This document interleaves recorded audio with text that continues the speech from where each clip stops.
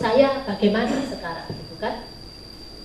Jadi kita harus bersedia dibangun kualitas hidup kita. Karena itu yang akan menjadi kurikulum murid-muridmu nanti. Karena saya mau membuat, saya rindu sekolah kalian itu menjadi sekolah yang berbeda. Sekolah yang senternya kurikulum. Nah, kurikulum yang sekolah yang senternya karakter. Nah, karakter itu kurikulumnya di kita, bukan di buku, bukan di orang lain, di kita. Karakter itu seperti otot, makin dilatih makin kuat. Artinya apa? Ketika menghadapi situasi kondisi, otot yang kuat itulah yang bertindak. Otot yang kuat itulah yang berespon. Jadi mesti dilatih. Kalau ada orang di sebelahmu yang jengkel sini harus latihan sabar. Kalau ada yang waduh wis gak, penguasaan diri. Suaminya ngomel aja. Suami saya itu juga lucu. Kalau marah sama anaknya itu tidak pernah tuntas, gitu ya. Jadi ngomong sekarang, atau ngomong setelah selesai ngomong, tidak sampai selesai ya sudah. Anaknya pikirnya sudah beres. Besok makan malam baleni lagi. Piye? Nah, nanti saya ngomong, ya nggak bisa gitu kalau sama anak-anak. Beresin sampai beres. Atau dia ngomong sama saya, kasih tahu ya anakmu itu begini. Oke, baik. Jadi saya yang bagian ngomongnya. Penguasaan diri, kesabaran. Membentuk otot karakter adalah sebuah proses yang panjang, tidak instan. Yes. Memerlukan pengetahuan. Kita harus tahu dulu apa dasarnya. Firman Tuhan, karakter apa yang mau dibentuk itu semua ada dalam firman Tuhan. Setelah itu memerlukan praktek terus-menerus.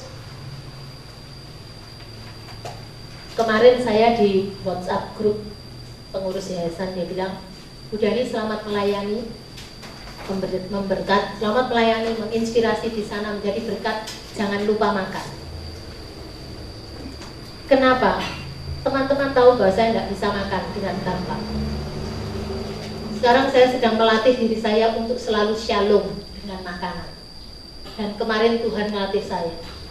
Di hotel mibun, di sini mibun. Di hotel ayam yang seperti itu, di sini juga ayam seperti itu. Haleluya. Belajar untuk mengucap syukur dalam segala hal. Kalau dulu ya wis kalau sama Mbak Kudus bilang, oh sekarang Bu Dani sudah shalom kalau makan, sudah damai sejahtera. Itu perlu dilatih. Tidak mengeluh, perlu dilatih. Bersyukur atas pasangan hidup kita, perlu dilatih. Mengucap syukur anak-anak kita perlu dilatih. Kami punya pembantu sudah kerja 18 tahun sejak anak-anak kecil. Sekarang makin lama makin tua, dan kalau sudah kerja lama itu kan nganggapnya seperti saudara, dan akhirnya juga jadi standarnya itu dia jadi turun. Suami saya bilang gini, sudahlah disuruh pulang aja. Dalam hati saya, kalau dia pulang terus saya gimana gitu ya. Terus saya ngomong sama suami saya, kita ini harus bisa menerima dia, mengucap syukur, memahami bagaimana dia. Ya sudah, kita bikin cara-cara untuk dia supaya dia bisa lebih baik. Saya bilang sama suami saya, lihat apa yang benar yang dia lakukan, jangan lihat apa yang salah. Kita juga ketika kita membangun karakter kita, membangun karakter orang lain, kita sama-sama dibangun karakternya. Jangan fokus kepada apa yang keliru, tapi fokus kepada apa yang benar, apa yang baik, apa yang sudah dilakukan temanmu. Ketika temanmu menolongmu, ya itu yang harus kita hargai. Thank you ya, kamu sudah memiliki kebaikan hati. Tapi jangan cuma lihat tentang dia egois, semua dibawa sendiri, dia tidak mau nolongin kita. Kita belajar membentuk otot karakter yang kokoh dan kuat itu harus terus menerus. nggak bisa cuma sekali, nggak bisa hanya pengetahuan, harus dipraktekkan, harus dilakukan. Saya itu 10 tahun satu kantor dengan Menros. Orang itu mumpung orangnya tidak ada, tapi direkam, jadi nanti dia biar dengar rekamannya.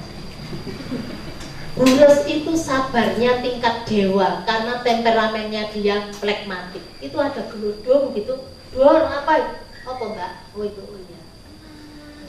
Itu Burus. Tapi saya belajar tentang kesabaran itu dari dia. Burus belajar apa dari saya? Kepemimpinan. Burus belajar dari saya tentang apa? Persisten. Sampai kami menjadi soulmate. Apa yang saya pikirkan, dia pikirkan. Apa yang dia rasa, saya pikirkan. Apa yang saya rasa, dia pikirkan. Saya belum ngomong, dia sudah ngomong. Dia belum ngomong, saya ngomong. Hampir kita tidak pernah bertengkar, tapi eyel-eyelan sering. Kalau saya tidak suka, ya saya ngomong, mbak, iso, dan dia apa? Tenang, dengerin saya. Itu yang bikin saya, itu tidak omong kok tenang gini ya. Tapi saya belajar banyak dari dia. Kalau kita ngajar karakter, ketika bagiannya kesabaran, dengan tenang saya bilang, saya nggak bisa ngajar kesabaran, terus ngajar, saya dengerin. Tapi kalau ngomong tentang kepemimpinan, saya yang ngomong. Tapi sekarang, hari ini, ngomong tentang kesabaran, saya sudah bisa ngomong. Kenapa? Saya merasa bahwa saya sudah lebih sabar. Sampai pegawai saya ngomong, ibu ini kesabaran. Oh gitu ya, waduh yes, berarti sudah lulus. Kalau dulu ibu ini tidak sabar. Oh iya baik, tidak sabar, bangga loh, tidak sabar, hebat. Tapi sekarang kalau HRD saya bilang, bu ibu ini kesabaran. Oh gitu ya, iya ibu ini kesabaran. Oh bagus. Ya ini harus sabar. Teman-teman masih ingat gunung es, iceberg? Itu yang ada di permukaan itu cuma 10%, tapi yang di bawahnya sini itu lebih gede, itu 90%. Yang tidak kelihatan 90%, yang kelihatannya cuma 10%. Tetapi justru yang 90% nggak kelihatan itu yang menenggelamkan kapal Titanic. Dia belum nabrak yang kelihatan, tapi dia sudah karam. Ditenggelamkan oleh yang tidak kelihatan. Kita bisa menenggelamkan orang dari apa yang tidak bisa kelihatan di dalam kita. Tinggal kita ngecek yang di dalam kita tidak kelihatan itu roh yang benar atau roh yang sesat. Di luar kita ini alisan, eyeshadowan, pakai kacamata, pakai bedak itu cuma 10%. Packaging ini cuma 10%. Habis dilihat sudah. Tetapi yang di dalam itu yang membuat orang terus mengejar engkau, muridmu terus ngejar engkau, tetanggamu terus kagum sama dirimu, bukan yang di luarmu. Jadi jangan ruwet dengan apa yang di luar. Boleh pakai baju sopan, boleh. Rapi, harus. Guru, harus wangi, iya. Harus keramas, iya. Tapi jangan cuma ruwet perkara itu. Kita harus ruwet. Kita harus umek dengan apa yang di dalam kita. Kalau kita cuma cari pengakuan orang yang di luar, kita tidak akan puas, betul? Kok alisnya ini, ini yang selagi, ya oh ya sulam alis, oh ini loh, kok malih, nanti kok Doraemon gini, oh ganti, cari yang ini, gak selesai itu alisan. Boleh perempuan-perempuan rapi, pakai lipstick, pakai eyeshadow, pakai jangan niru saya ya. Tapi bukan itu yang utama. Yang utama ini dalammu ini, yang menenggelamkan ini. Di luar itu kalau kita ngomong profesi, yang 10% kita itu adalah keahlian kita. Itu cuma 10%, pengetahuan kita 10%, tapi yang 90% ini adalah karakter kita. Lihat catatan saya, keahlian mungkin dapat membawa Anda ke puncak. Karakter yang membuat bertahan di puncak. Kalau Anda mau bertahan di puncak, hidup di dalam karakter Kristus, Anda tidak akan dipecat. Siapa yang mau mecat Bulus? Sampai saya mati, kalau saya jadi ketua yayasan, saya tidak akan mecat dia. Apakah dia pintar? Kalau saya boleh bilang, tidak, dia tidak pintar. Tapi kualitas karakternya luar biasa. Quality of life-nya dia luar biasa. Tidak pernah mengeluh. Selalu ingin maju. Ngasih teladan. Mau berkorban. Kalau saya ajak gini, pernah dia nanya, aku nanti dapat apa, Pak?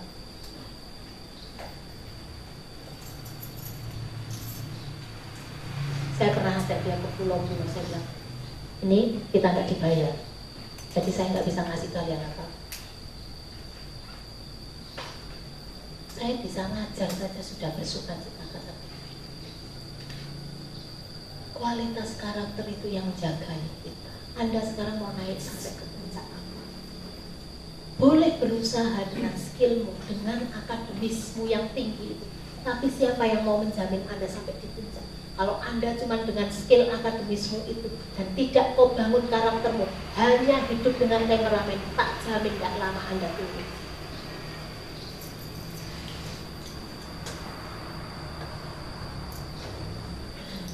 Jaga hati nurani, cek betul. Apalagi urusan dengan anak-anak, kita akan meneladani mereka. Bangun apa yang di dalam, bukan yang kalau kita membangun yang di dalam, kita tidak akan repot dengan yang di luar. Tapi kalau kita membangun yang di luar, kita akan ruwet. Karena perlu banyak untuk membangun yang di luar ini. Loh, bajunya sudah jelek sekarang. Baru. Loh, ini tidak mudah lagi. Ditinggal, ganti ini. Oh, seperti ini. Kalau ruwet dengan penampilan, nah apa yang saya pakai ya tidak matching. Saya ngomong sama suami saya, aku pakai sepatu ini proper enggak ya? Saya bilang, karena koper saya sudah penuh, saya tidak mau banyak bawaan.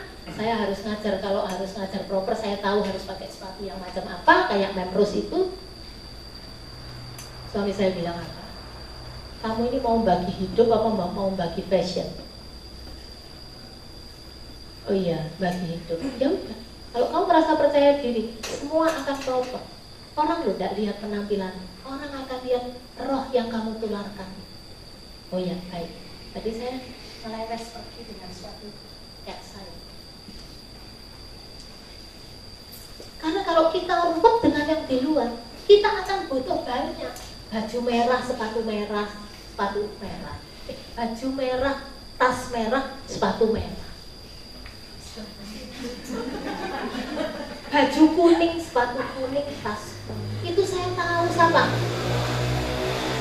ibu saya itu modelnya kayak gitu. Saya sampai bingung, tiap hari ganti tas. Terus nanti ini gak musim nih, ganti apa ini apa ya? Hidup hanya digerakkan oleh itu. Tapi kalau kita heboh dengan yang di dalam, kualitas karakter kita tidak digerakkan oleh hal itu. Kenapa? Firman Tuhan bilang itu tidak bersifat kekal.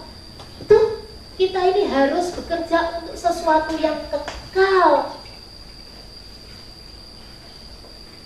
Coba saya mau selipkan satu ayat Yohanes.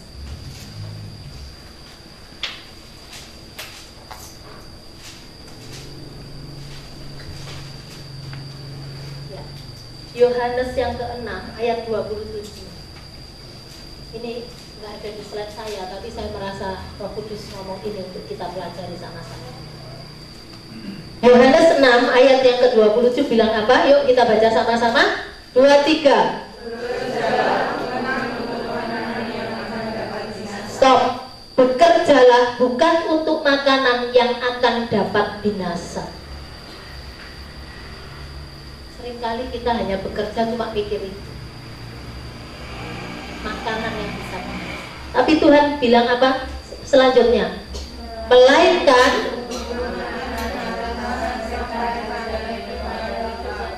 sampai kepada hidup yang kekal. Which is itu apa? Roti hidup. Roti hidup itu siapa? Kehidupan Yesus itu yang harus kita kejar dan kita masukkan ke dalam roh kita. Ilmu boleh penting, ya, tapi ilmu juga terbatas. Ilmu kalau tidak kau barengi dengan rohmu yang luar biasa, nggak akan ngomong, nggak akan berdampak panjang. Itu sebabnya dari kemarin saya ngomong, guru-guru pendidikan anak usia dini, share your life, transfer hidupmu, not only your knowledge.